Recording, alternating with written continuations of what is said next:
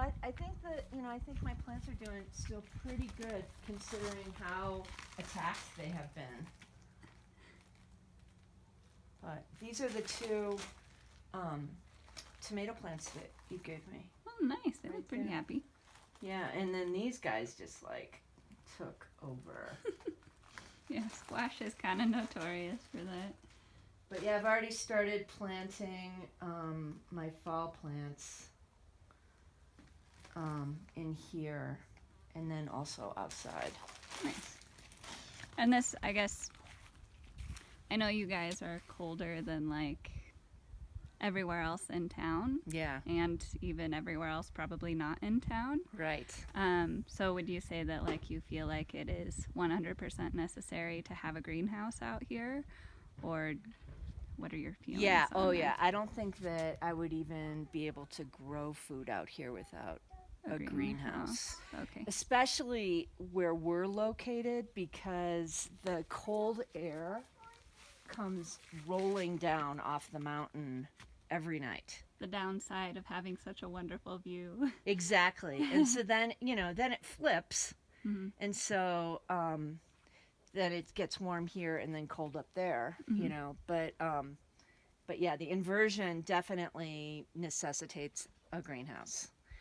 But I've done pretty good with having things outside now too. But it really requires a lot of extensions. Mm-hmm. Like for instance, putting like that plastic thing on Mm-hmm. top of the starters, or I use a lot of frost cloth. Mm-hmm. And then I even have so over here. We use hoops.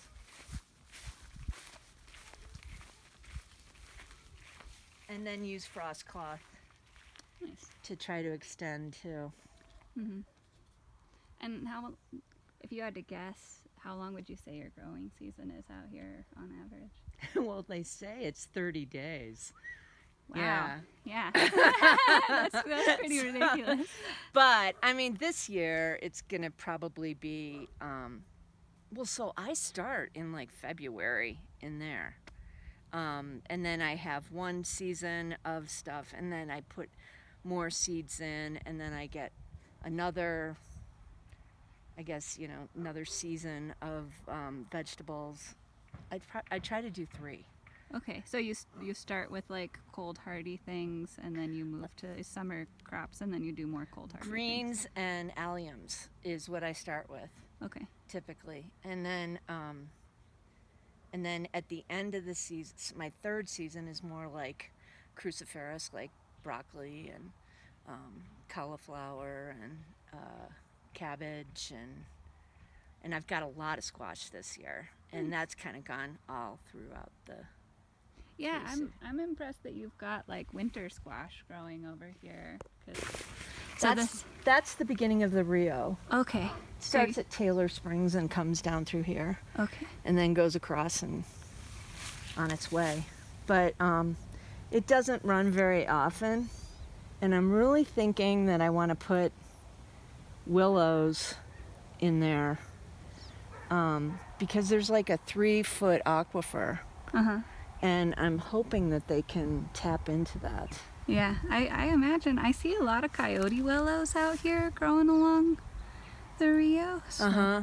I mean, a little closer to town, but I know that they're good to like zone 2 or 3. Yeah, and I don't really know their cold hardiness, like if they would survive out here. We've had so much trouble getting anything started out here because of the wind, and I mean it's just extreme. Yeah, it looks like you've got a bunch of different things growing out here. You've got, blue broma. Looks like you've got a bunch of western wheatgrass, and then a lot of native stuff: goldenrod, yarrow. Yeah, it's beautiful. I know like Laura Davis was just kind of introducing me to the concept of like rewilding. Uh-huh. And I think a lot of people in Flagstaff have been doing it without having like a name for it. Right. Yeah, and I know you were talking with me last week about kind of like what people tend to do out here versus what you're doing and kind of like the implications of that. Right. Well, as people move in here, they're trying to have lawns. But I found that it's just so beautiful to allow the native grasses to go. They want to go. And blue grama, I mean, I didn't know I had this much blue grama until this year. And, I'm not a purist when it comes to natives, because we did put seed in here, and this here is more I think, Canada bluegrass. Over in here. Some of This guy. Yeah, like over there, and but we've been trying our best to try to create a pasture type of a environment, and actually my husband likes to call it a meadow, and because we also Sorry, I've got an ant. you get an ant. Let's walk.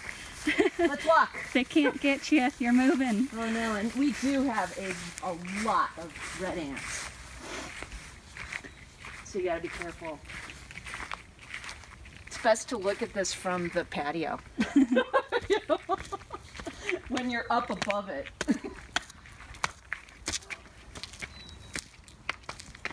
But there's my purple gentian. Oh, nice. Try and zoom And I in. found 5 different colonies of these purple gentians yesterday. So it's kind of interesting too, is that, in even on just 2.5 acres, you have different microclimates. Right. And so over here,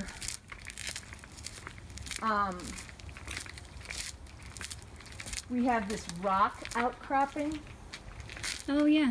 and so I've been trying to put in, I don't know, like evening primrose and some salvias to try to get them going over here.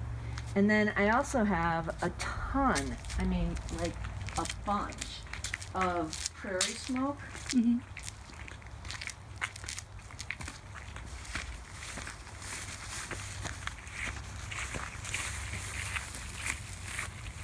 So we're back in the possibility of ants again. But yeah. Oh, wow. Yeah, you've got like a mat of it. But there's mats. It's not just one mat.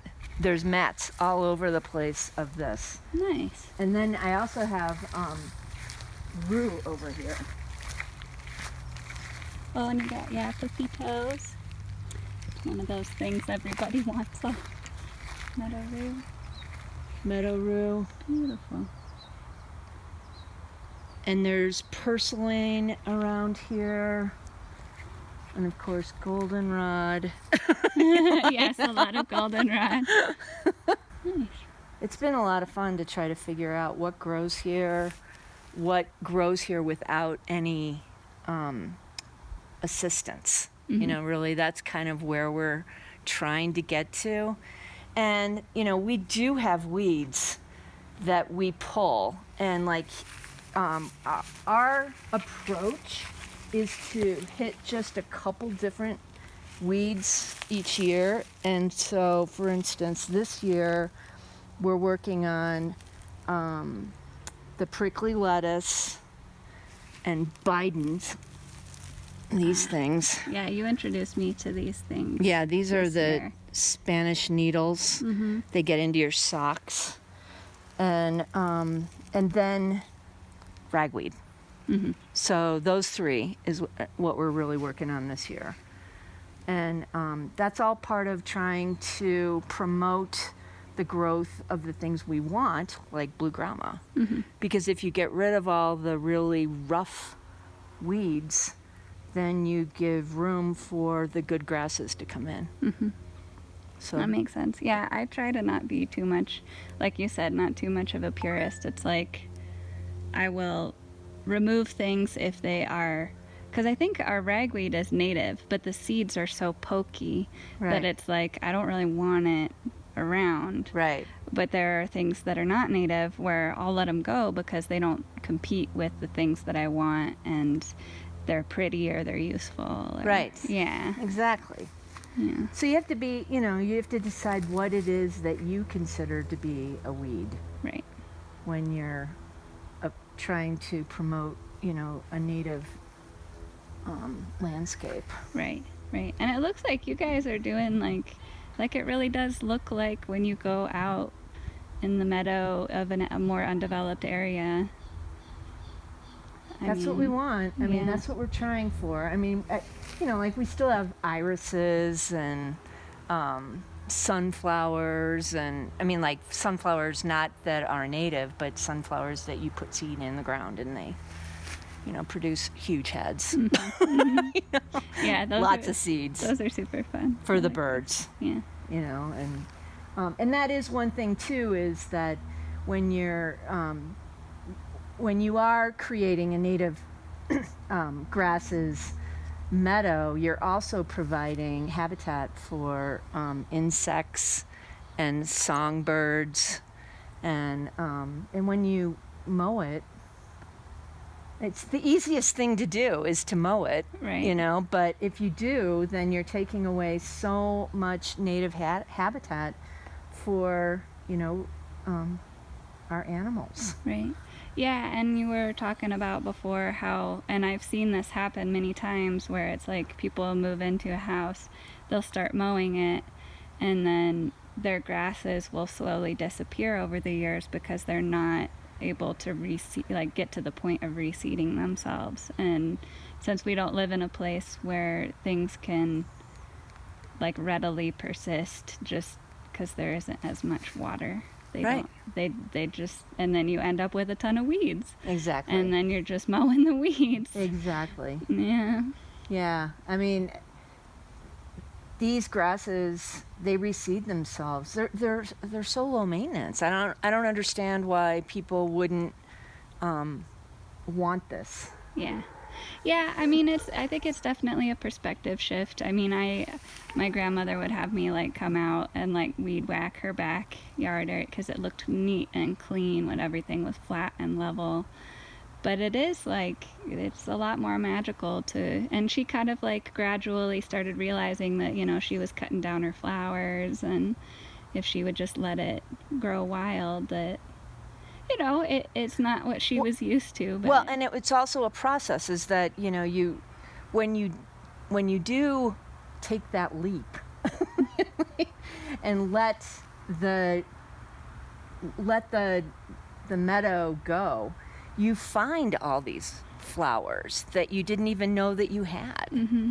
I found something over there that when my son checked it out on Picture This, it was some sort of a lily, but Laura said, absolutely not, it's not a lily because it doesn't have 3 petals, because it had 5, but it looked like a piece of grass, but then it had this very dainty yellow flower on it that was almost apricot color, and I've never seen it before. Mm-hmm.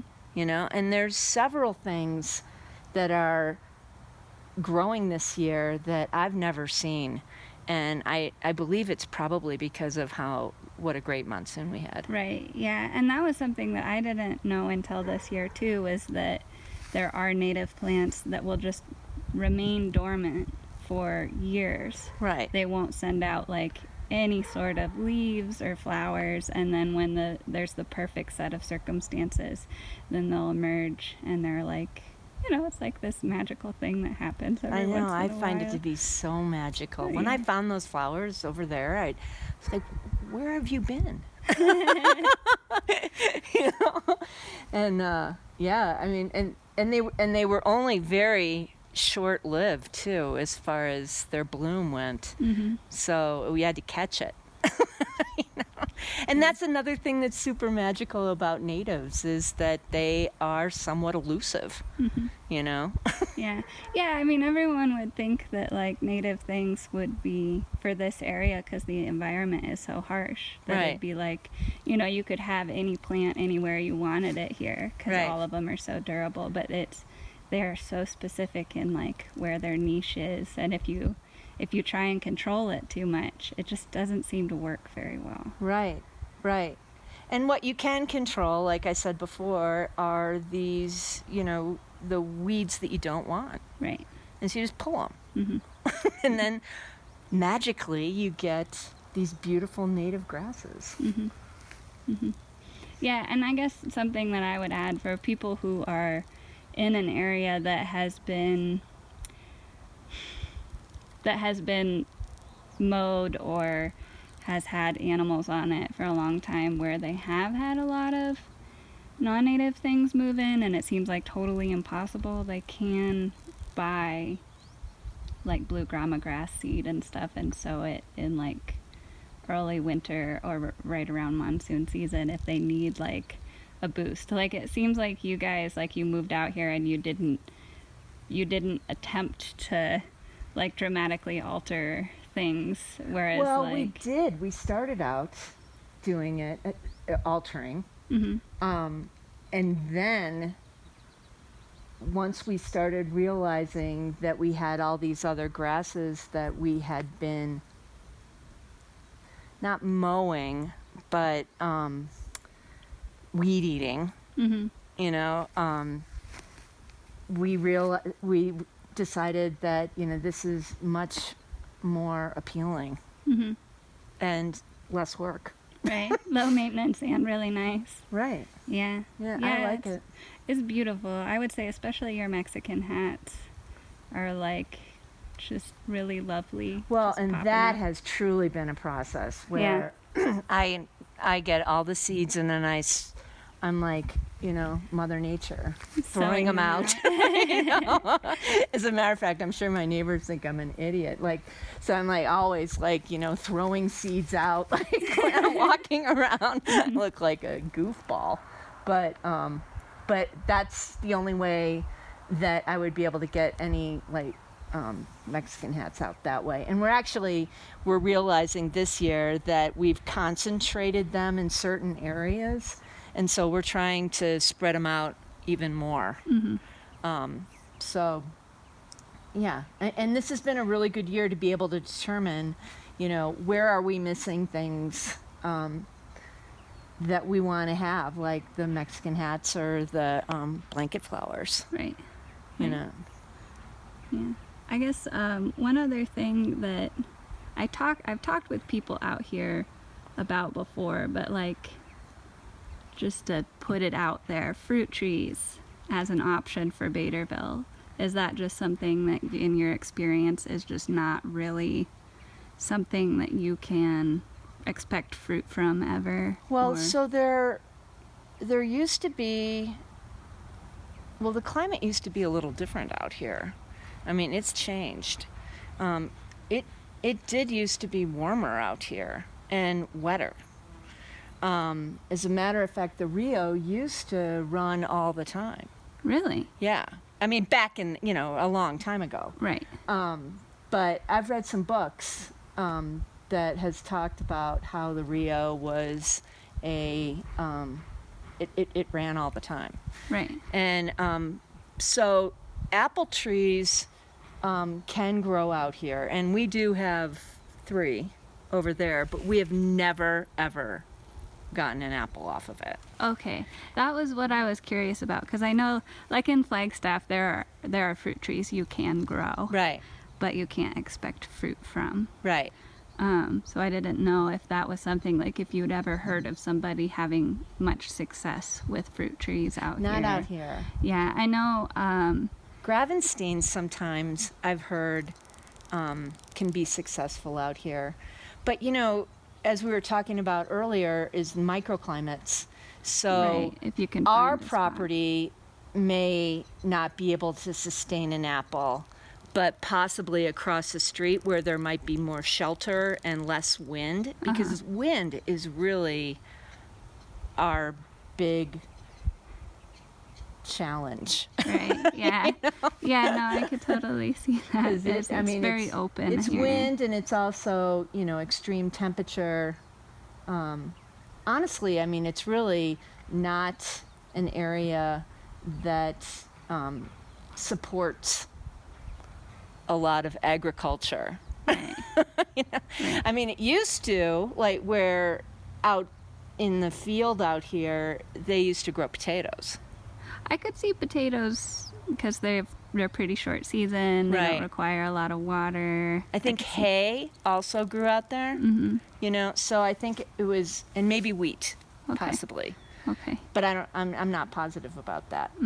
But yeah, Rufus Roundtree, his ranch is just a little ways over there, and he used to plant potatoes out in this field, and what he did was he terraced the land so that it mitigated some of that wind. Oh, okay. So and he was very successful. I think I read somewhere that that he was producing 500 pounds of potatoes or something like Nice. that in a year, in a season. So yeah, there was once, and then Mickelbach's, that's off of Hart Prairie, they did the same Okay. with potatoes and hay and wheat, I think. All right. Some of the books about Flagstaff that could be useful to folks. Yeah. Cool. Very cool. Yeah, and this one is the one that talks about this area in particular. And there's another one that's, I think it's called Fort Valley Then and Now. And that's another one, and it's by Susan Oberling. And she talks about this area. She knows a lot about this area. Very cool. Yeah. Yeah, I feel like stuff like that can be really helpful when you're figuring out what would do well out here. Right. And what to expect. Exactly, and that's all part of the whole research, is to figure out what's possible. Right. And Right. so when you're reading history books, that's what you find out, is that, hey, I could grow potatoes out here. Yeah, something you could potentially get a good harvest from.